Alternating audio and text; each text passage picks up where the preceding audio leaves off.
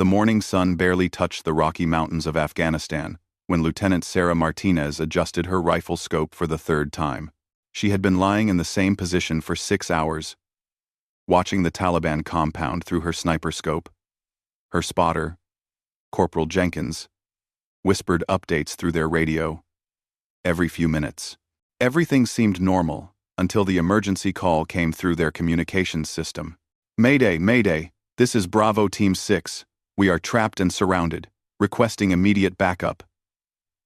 The voice crackled through the static, filled with desperation and fear.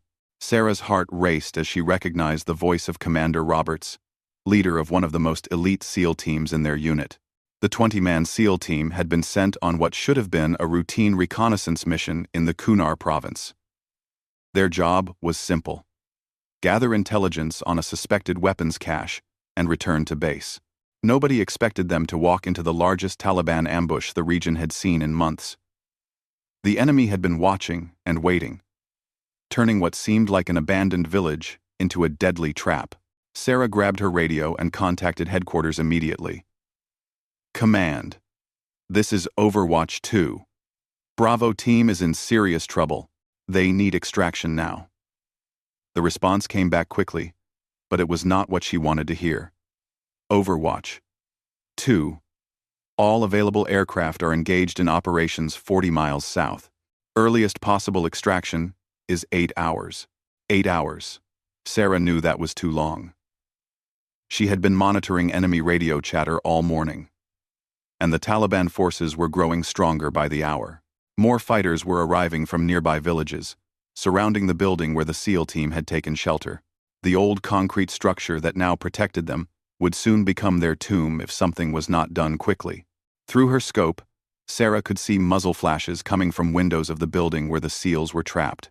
The enemy had positioned themselves in a perfect circle around the structure, using abandoned cars, walls, and rooftops as cover.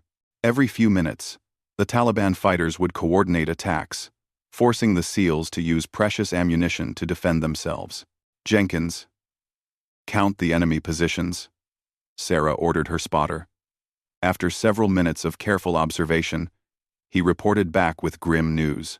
"I count at least 60 hostiles, maybe more. They have RPGs, heavy machine guns, and what looks like mortar positions being set up on the hills." The situation was becoming more desperate by the minute. Sarah listened to the radio chatter from the trapped team. Their ammunition was running low, 2 men were already wounded, and the enemy was preparing for a final assault. Commander Roberts kept his voice calm and professional, but Sarah could hear the strain underneath his words. "We have maybe 2 hours of ammunition left at current rate," Roberts reported to headquarters. "The wounded need medical attention soon. Johnson took shrapnel in his leg, and Martinez has a bullet wound in his shoulder. They are stable, but losing blood." Sarah made a decision that would change everything. She had been given strict orders to maintain her Overwatch position and only engage if directly threatened. Her mission was intelligence gathering, not combat rescue. But watching 20 good men face certain death while she followed rules felt impossible to accept. She thought about her training at sniper school, where her instructors had always emphasized discipline and following orders. She remembered the words of her first commanding officer. "A sniper's greatest weapon is not their rifle, but their patience and judgment." But this situation required more than patience.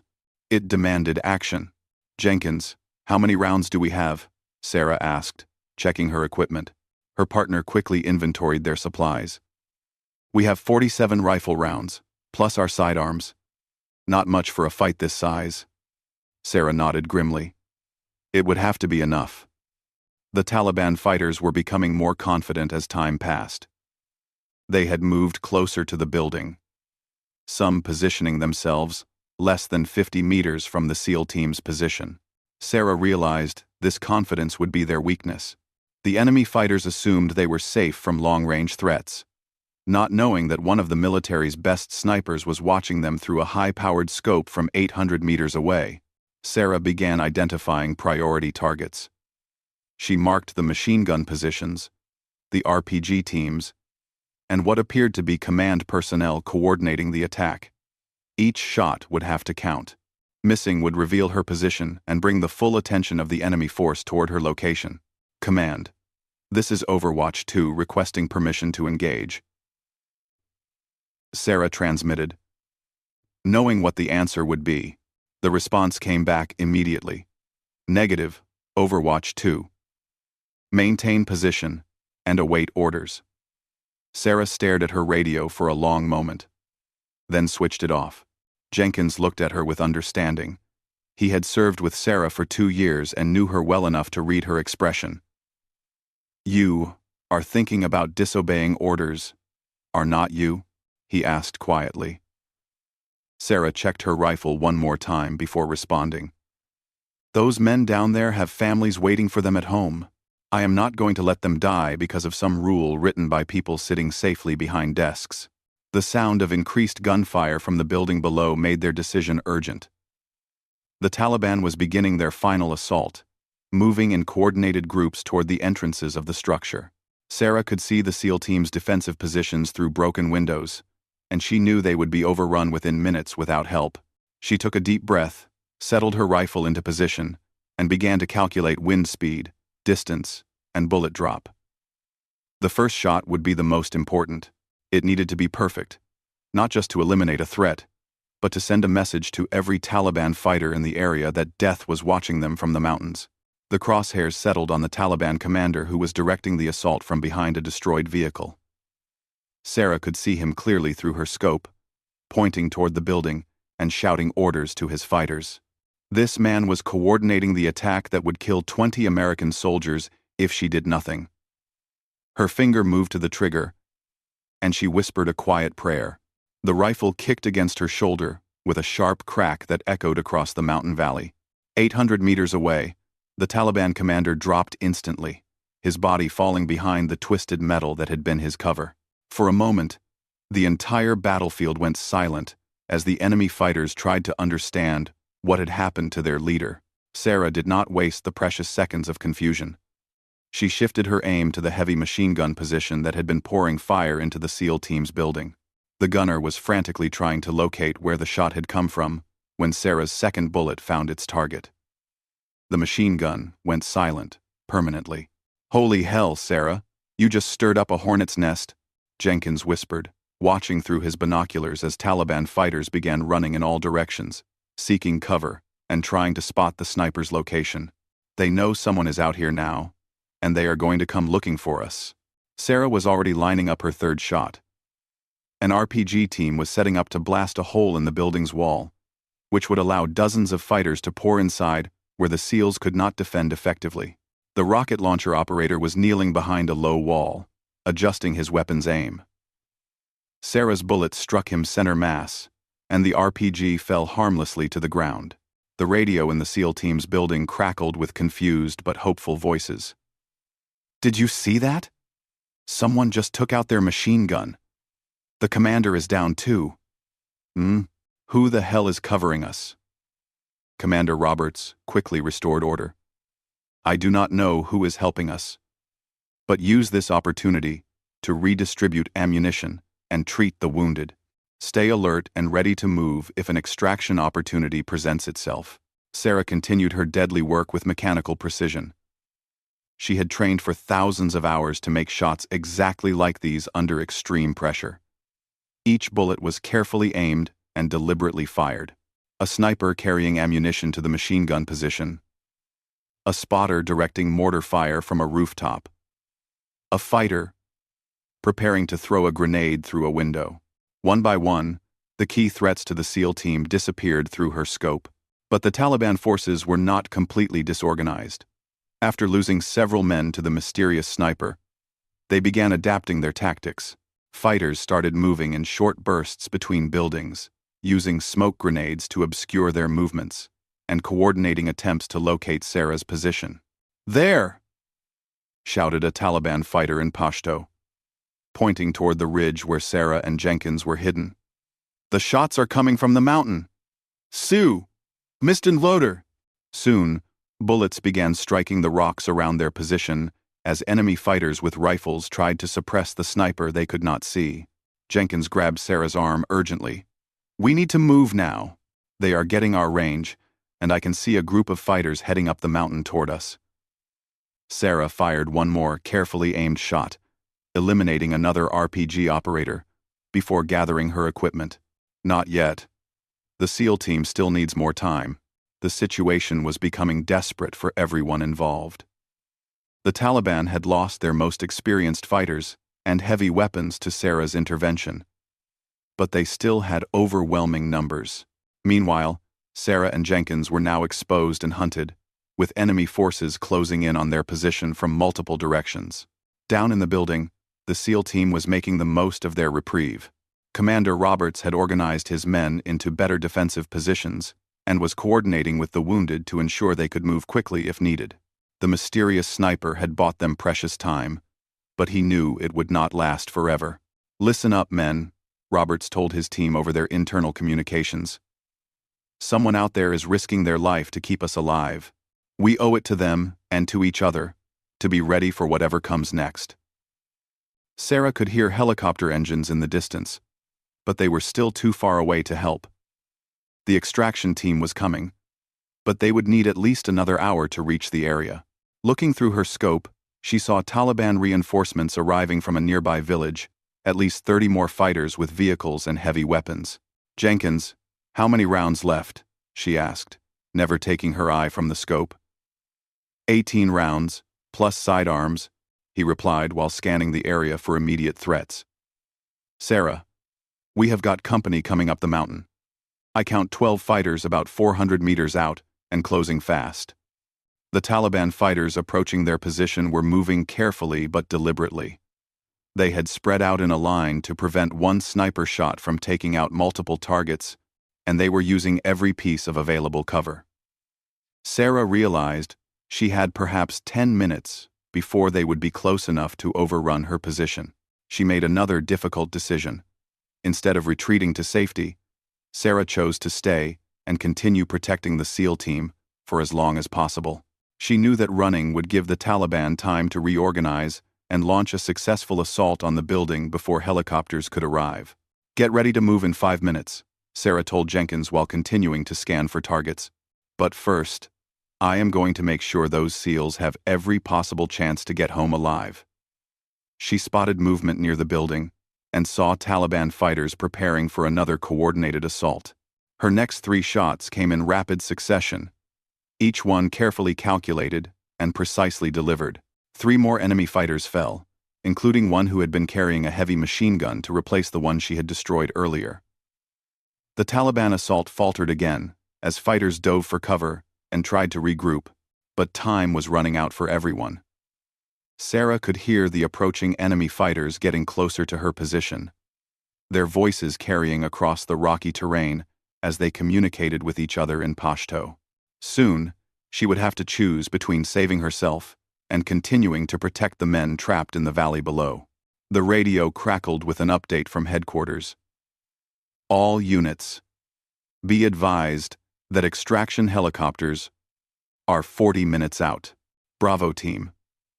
Prepare for combat extraction under fire."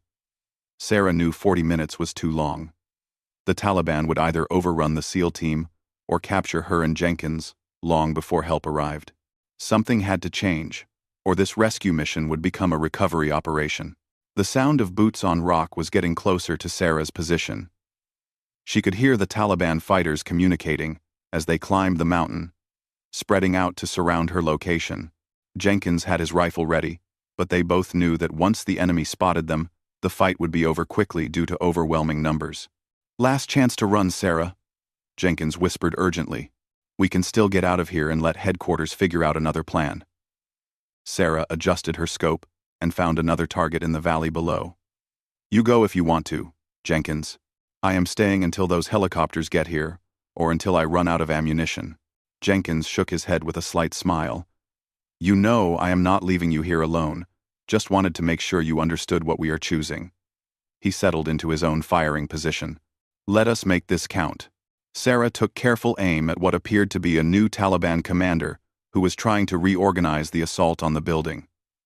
Through her scope, she could see him pointing at different positions and directing fighters to prepare for another attack. Her bullet ensured he would never give another order. The shot revealed their exact position to the approaching enemy fighters. Immediately, automatic rifle fire began striking the rocks around them, forcing Sarah and Jenkins to keep their heads down between shots. The Taliban fighters had found them, and now it was a race against time. "Contact! Contact! I see the sniper position," shouted a Taliban fighter in accented English, apparently hoping to coordinate with other units that might be monitoring American radio frequencies. The message was clear. Sarah's location was no longer secret, and enemy forces throughout the area now knew where to find her. But Sarah had one advantage that her attackers did not expect. During her years of sniper training, she had learned to fire accurately, even under direct enemy fire.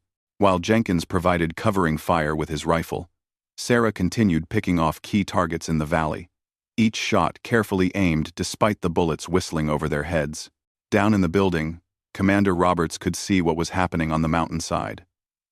Through his binoculars, he watched muzzle flashes from both the sniper position and the Taliban fighters climbing toward it. He realized that whoever was helping them was now trapped and fighting for their own life. "Men, we have got a guardian angel up on that mountain who is about to be overrun," Roberts told his team. "They have been keeping us alive for the past hour, and now they need our help. Who is up for a little payback mission?" Despite their desperate situation, the SEAL team began planning a breakout assault to help their unknown savior. They had been on the defensive for hours, but these elite warriors were trained for exactly this type of impossible mission. If someone was willing to die, protecting them, they would return the favor. Sarah's ammunition was running critically low. She had 7 rounds left in her rifle, and 2 full magazines for her sidearm. The Taliban fighters were now close enough that she could hear their individual voices and commands. Jenkins was doing his best to slow their advance. But against 12 armed men, 2 defenders could not hold out much longer. "Sarah, helicopter sounds are getting louder," Jenkins reported between bursts of covering fire. "Maybe 20 minutes out." Sarah nodded while chambering another round. "Then we hold for 20 minutes, no matter what it takes." Her next shot eliminated a Taliban fighter who had moved to within 200 meters of their position. The man had been carrying extra ammunition and grenades, probably intending to supply the assault team. Now his equipment would be useless to the enemy forces. Suddenly, an unexpected sound erupted from the valley below. American rifles firing in coordinated volleys. Sarah looked through her scope and saw something amazing. The SEAL team had broken out of their defensive positions and was launching an aggressive assault against the Taliban forces surrounding the building. Commander Roberts led his men in a textbook military maneuver, using covering fire and movement to systematically clear enemy positions. The wounded SEALs who could still fight provided support from the building while the healthy soldiers advanced through the village, eliminating threats with professional efficiency. The Taliban fighters were caught completely off guard by this sudden change in tactics. They had been focused on the mysterious sniper on the mountain and preparing for their final assault on the building. Nobody expected the trapped Americans to come out fighting with such coordination and determination. "Jenkins! Look at that!" Sarah called out excitedly while watching the battle unfold below. "Those crazy SEALs are actually pulling it off." The elite soldiers were systematically destroying the enemy positions that had held them trapped for hours, working their way methodically through the village. But the SEAL team's assault created an unexpected problem for Sarah and Jenkins. The Taliban fighters climbing the mountain toward them suddenly found themselves being shot at from behind by American forces in the valley. Confused and panicked, they began firing in all directions, making the mountainside extremely dangerous for everyone. Sarah made a split-second decision that probably saved both their lives. Instead of continuing to hide behind rocks, she stood up with her rifle and began engaging the Taliban fighters at close range. Her precise shooting combined with Jenkins' covering fire created enough confusion to break the enemy assault on their position. "Sarah, you are completely insane, but that actually worked," Jenkins shouted over the gunfire. The Taliban fighters who had been climbing toward them were now retreating back down the mountain, caught between Sarah's rifle and the SEAL team's assault from below. The sound of helicopter rotors was becoming unmistakable now. Two Apache gunships appeared over the ridge, followed by transport helicopters carrying additional soldiers and medical personnel. The cavalry had finally arrived. But the battle was already turning in favor of the Americans. Commander Roberts' voice came clearly through Sarah's radio, which she had turned back on during the fighting. "Unknown sniper. This is Bravo Team 6 Actual. You saved our lives today.